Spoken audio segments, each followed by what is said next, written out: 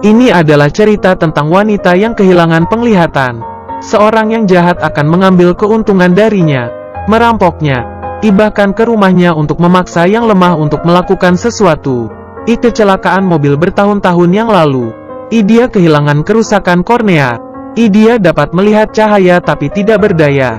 Ia adalah anak yang kesepian. Petinju yang baik. Tidak bisa bermain terlalu banyak. Tapi yang tak sengaja menahannya di penjara. Yang pensiun. Yuze mengambil alih pekerjaan. Menonton TV. Tapi dia tidak tahu bahwa tuannya telah pensiun. Surga tidak indah. Tapi ada hujan yang membuatnya saling kenal. Penampilan Jinghua melupakan bahwa dia buta. Saat dia pergi, Jinghua memberinya sekotak nasi. Ketika ia tiba di rumah, ia memiliki rasa yang buruk. Satu-satunya temannya adalah kura-kura burung kecil. Jinghua juga sangat kesepian. Setelah shift, dia datang untuk menemukan Yuze untuk melihat video. Meskipun dia sensitif terhadap ketidaktahuan. Tapi itu bukan tidak-tidak. Mereka semua adalah orang-orang yang telah ditinggalkan oleh dunia. Yuze mencuci kakinya. Dia menggunakan persik sebagai upeti. Pegangan adalah sentuhan fisik pertamanya. Tangannya terasa lembut. Ini tentang melakukan sesuatu. Dia menarik kembali dan tidak membalas. Ia yang tenang yang tampaknya penuh harapan untuk hidup. Ini juga akan diblokir oleh kebocoran. Dan jatuh ke dalam suasana hati yang rendah. Yuze mulai menantikan kedatangannya. Saya juga mengganti sepatu baru saya. Dua orang mengobrol satu sama lain seperti biasa. Ketika Jinghua pergi hari itu, ia takut oleh suara besar. Dia melukai kakinya. Satpam menuduhnya memecahkan botolnya. Dia juga mengatakan bahwa orang buta tidak boleh keluar di malam hari. Yuze membawanya ke rumah sakit dan mengirimnya pulang.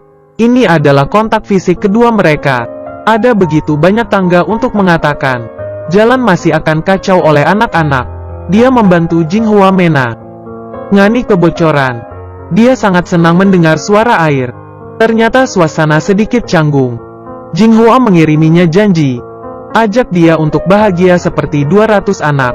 Jinghua juga terjebak dalam imajinasi yang indah. Aku bahkan pergi untuk mendapatkannya.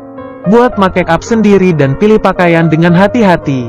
Dia tidak tahu seperti apa penampilannya tapi dia percaya diri. Udara berbau cinta. Tapi ketika mereka makan, mereka yang ditanya apakah mereka telah melakukan sesuatu yang buruk tiba-tiba berubah menjadi dingin. Karena itu bekas lukanya yang menyakitkan. Nada menakutkan Jinghua. Tapi di depan pintu, dia terbuka untuk mengatakan bahwa dia malu pada dirinya sendiri. Dia peduli tentang Jinghua tapi tidak bisa mengungkapkannya. Jinghua tidak datang kepadanya untuk menonton TV setelah bekerja hari itu. Dia ingin membuat kontrak dengan kapten di masa lalu. Aku menghilang karena aku berada di penjara. Setelah berbaring tinjunya ia turun ke jalan bengkok untuk mengumpulkan rekening untuk orang lain. Tapi ada kecelakaan. Pria itu membakar dirinya sendiri dan melompat dari gedung. Itu juga membuatnya merasa bersalah sejak dia dibebaskan dari penjara. Biarawati memberinya ikat rambut dan dia memikirkan Jinghua. Jinghua baru saja membuka pintu hari ini. Pemimpin celaka muncul di belakangnya. Dia punya jus. Tapi aku tidak tahu apa yang pemimpin lakukan. Pemimpin cabul ingin memaksa Jinghua buta yang lemah. Dia segera menghindar tapi melukai wajah pemimpin. Dan dia benar-benar melakukan esensi teror untuk ekstrim. Dia berjuang kesakitan di tanah. Kali ini Yuze baik datang. Sekali petinju dia marah. Terus-menerus melambaikan tinjunya. Jinghua mendengar dan menangis. Dia melakukan yang terbaik untuk mencekiknya. Jinghua berteriak pada asistennya. Tapi dia mematahkan jari pemimpin untuk memperingatkannya. Aku akan membunuhnya lain kali. Tapi Jinghua bilang dia tidak punya pekerjaan. Ini akan membuatnya lebih menyedihkan. Yuze tidak tahu apa yang harus dikatakan untuk meletakkan hadiah dan pergi. Dia menangis bahkan lebih, karena baginya takut mereka sendiri menyeret Yuze. Tapi dia tidak menyerah. Dia memilih untuk mengikuti Jinghua kembali dan melindunginya sepanjang jalan. Dan dia merasakannya. Jinghua bilang dia mengundurkan diri. Yuze bilang dia akan merawatnya. Anjing pemandu selalu menjadi pasangan barunya. Dua orang melaju ke sungai. Kerikil ditukar dengan surat cinta. Dia juga mendapatkan kembali kepercayaan diri untuk terus meninju.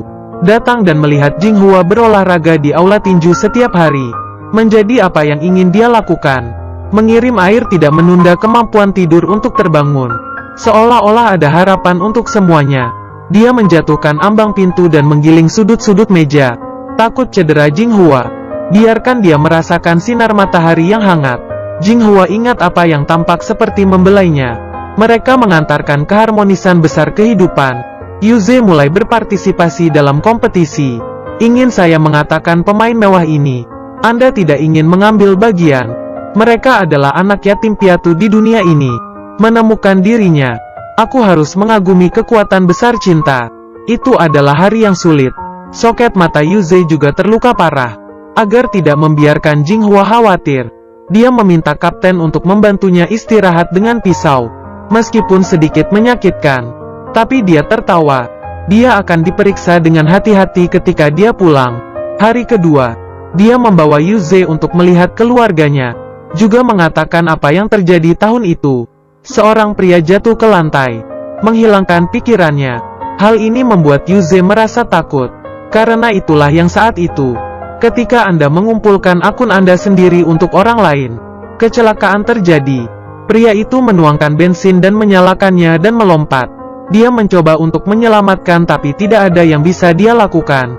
Itu juga bekas lukanya yang menyakitkan. Pertemuan mereka tampaknya ditakdirkan oleh Tuhan. Mengetahui semua ini, dia merasa sedih dan putus asa.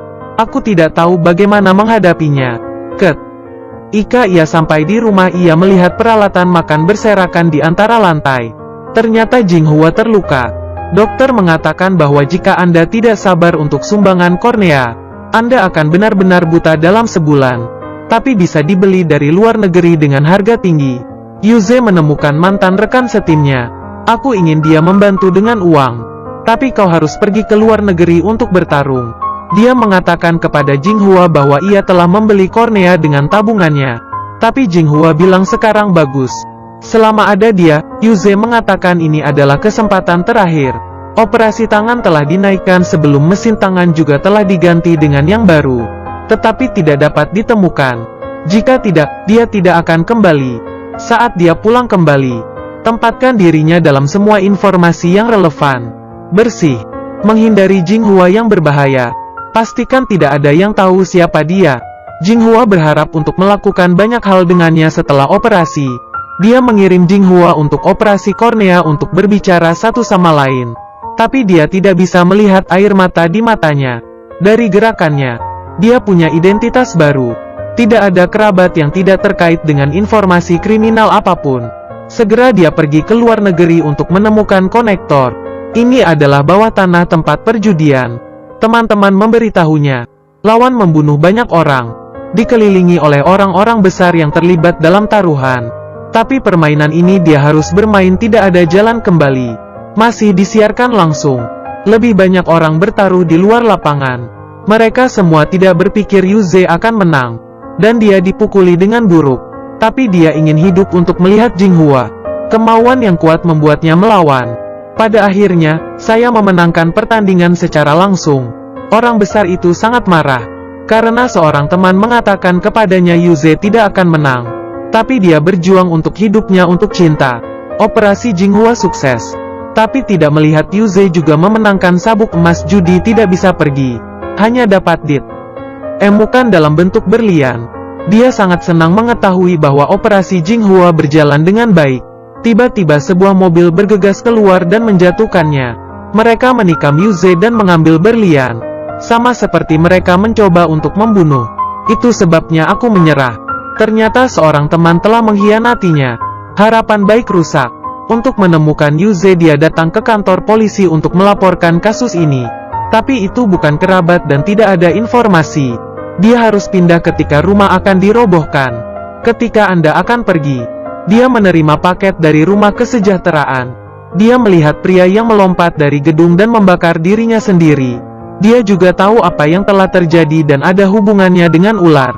Itu mengejutkannya. Dia menutup mata kembali. Dia dalam keadaan berduka saat ini. 2 tahun kemudian dia memiliki studio sendiri. Tapi dia menolak pergi ke rumah sosial. Menjadi kebiasaannya. Setelah bermain Yuze berbalik, ia melihat Jinghua.